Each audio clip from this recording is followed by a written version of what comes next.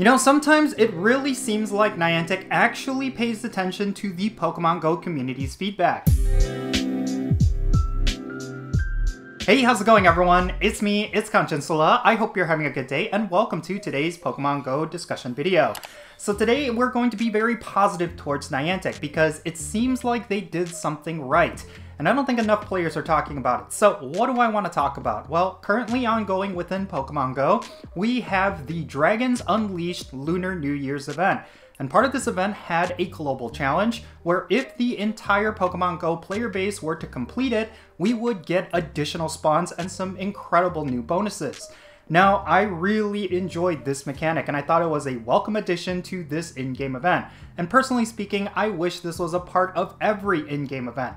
What we got was a whole bunch of new spawns, most of which that players were asking for this dragon-themed event. And we also had the ability to gain some Community Day moves for some of the most powerful dragons in the game. I really feel like this should be a mainstay with every single in-game event. It's something that we as players can feel like we're earning while we're playing the game. And in general, it elevates every single in-game event that has this feature to something that is actually exciting and worthwhile. One of the major problems with in-game events is that the excitement for those events tend to fade out within the first day or two. And having a global challenge with some really good unlocks just like this one is a great way for players to retain their excitement for these in-game events. Like with this Lunar New Year event, if they did not have this global challenge, it would have been a completely lame event within the first day because the spawns weren't that special. Like, aside from all of the Dratini spawns, you weren't really finding any good dragons. But now that we have this global challenge unlocked, I can see a whole bunch of Bagons, Gibbles, and a bunch of other dragons spawning in the wild, and the event got a lot more exciting. Real quick, let's go over what was unlocked. So first and foremost, you can now get the Community Day moves for a bunch of dragons, and these are very powerful moves for some very powerful Pokemon. These include Flygon learning Earth Power, Garchomp learning Earth Power, Altaria will get Moonblast, the Salamence will get Outrage, and then Noivern will get Boom Burst. Noivern is one that I don't think anyone cares about, but for at least the other ones, they're actually really good. For example, Salamence with Outrage is going to be one of the top raid attackers for dragon types. And if you have a Shadow version, now is the time for you to get it evolved. And hopefully you have Frustration removed from those Bagons. Yeah, this bonus is really great in and of itself. Like, if they did not have any additional spawns unlocked with the global challenge, I would have been fine with just this because I have a whole bunch of dragon-type Pokemon where I want to evolve them to get the Community Day moves. And rather than waiting for the Community Day Classic, I can evolve them right now and get those very powerful moves. So kudos on you, Niantic. I thought this was a really great move. But it's not just this bonus that has gotten a lot of players excited. We of course got a whole bunch of new event spawns on top of the ones that we already had. These include Bagon, Gible, Darumaka, Axew, Dino, Tyrant, and Phalanx. A lot of these Pokemon are actually highly valuable. Axew, Dino, Gible, and Bagon, all of those Pokemon are extremely good, or at least they evolve into really good Pokemon. And then of course with Tyrant and Darumaka, those are some pretty highly valuable shinies. So yeah, these new event spawns that were unlocked with the global challenge, they're actually really good. And I feel like when it comes to these global challenges, you need to have some really good spawns when it comes to the unlocks. Otherwise, people will not care about it. And then finally, we got additional raids in the raid pool. This includes Jangmo-O, which is a very rare dragon in and of itself. And then we got Salamence, which is a very powerful dragon type. So yeah, all around really exciting stuff, and I'm really glad they went with this global challenge. Now, let's talk about what they could do in the future, because when it comes to in-game events, they've needed something special for a long time, and I really like the idea of these global challenges being in every single in-game event.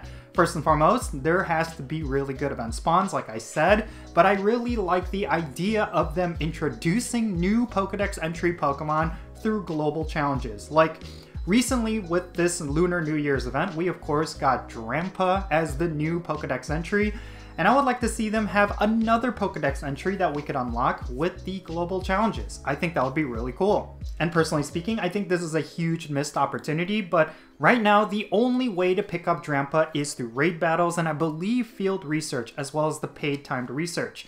Yeah, that's really lame. Like, it would have been really nice if you could have Drampa start spawning in the wild through this global challenge. It would have definitely motivated a lot of players to complete the global challenge a lot quicker. And I feel like that would have been a nice move on Niantic's part because, yeah, the less pay-to-win mechanics that they have, I think it's better for the game overall. I mean, a lot of players were complaining that Drampa was locked behind raids and field research tasks, and it would have been impossible for anyone to get PvP IVs for this Pokemon, but I really felt like they could have done something special. Like, if they included it as part of the global unlocks, like, I think that would have been really cool. But Niantic being Niantic, I don't think they had the foresight for that. Or maybe they did, and they still wanted to make some extra bucks. But yeah, I think that was a huge missed opportunity. Maybe in the future, they could have something like that as part of global challenges. Regardless, I like the fact that they did a global challenge for this event because it definitely made it a much better event. And that's something they need to consider. When they're designing these in-game events, they're really the lifeblood for getting players to continue playing the game on a daily basis. And if they're making these events lame, then players are not going to play. But if you add these cool little mechanics, then players are going to play because they want certain Pokemon or they want to farm up candies for other Pokemon. And yeah, I feel like that is one of the primary motivators for the average player. Let me close with this thought. Like, when it comes to 2024, there's a lot of things that Niantic needs to do to make up some ground for the past couple of years. Like, ever since the end of the pandemic, Niantic has been making a lot of changes to the game that has gotten a lot of players frustrated, and I feel like the best way to remedy that frustration is to add a lot of cool new stuff, or make the current stuff a lot better. I feel like they're doing pretty well with Pokemon Go for the first couple of months. Like, in the beginning it was kind of bad, but I feel like they've improved quite a lot within the past couple of weeks, and I want to see them continue moving that forward. Like, I do think that the Go Tour event next week is going to be pretty awesome, and I really am hopeful that it's going to inject a lot of life into Pokemon Go. But we'll just have to wait and see. I know there was a lot of backlash regarding the Roar of Time and the Spatial Time, whatever the special effects that the new Pokemon give. Like, I know there was a lot of problems with that, but I still think there's a lot of potential for them to do a lot of cool stuff. And I'm really excited and hopeful for the next couple of weeks because Pokemon Go is looking to be on the right track. But who knows? This is Niantic we're talking about. Of course, it only takes one mistake to go back to the bad sentiment of the Pokemon Go community. So I really hope they're on their toes. I really hope they're designing the game with a lot of care in mind. And I really do hope the Pokemon Go community is receptive to some of the positive things that Niantic is doing. I mean, all in all, Niantic has had a very bad history with Pokemon Go. So I'm also very skeptical that Niantic could keep this up. It's only going to take one bad in-game event, and we do have one that's kind of lame that's coming up. I wonder if they're going to do something special with it. There is rumors that Arceus is going to be released really soon, tied to the Go Tour event, and I would like to see them do something cool with that if they actually release it. I really hope they do something special this year for the Go Tour event because it could set the stage and it could set the momentum for the rest of the year leading up to the Go Fest event. We'll just have to wait and see. There's everything on Niantic's side of the court, and I really do hope they score right now because, yeah, the sentiment around Pokemon Go is really bad. There's declining revenue, a lot of players are starting to quit the game, and I've been reporting this for the last couple of weeks.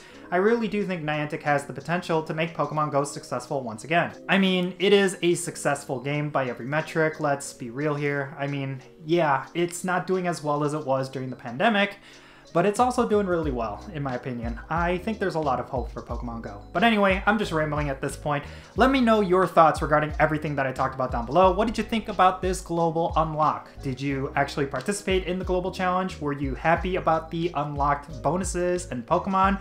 Definitely share all that down below, and let's have a great discussion. And thank you so much for making it to this point in the video. If you ended up enjoying it, don't forget to hit that like button and subscribe if it's your first time here. And don't forget that little bell as well so you can stay up to date on whenever I upload videos.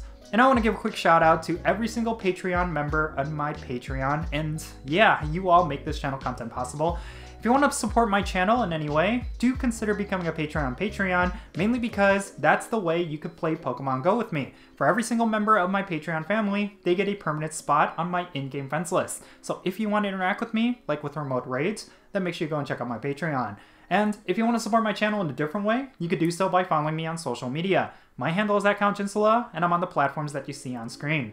And yeah, with that said, that's going to be it. I'm Jinsula. Be safe, have fun, love yourself, and I'll catch you all later.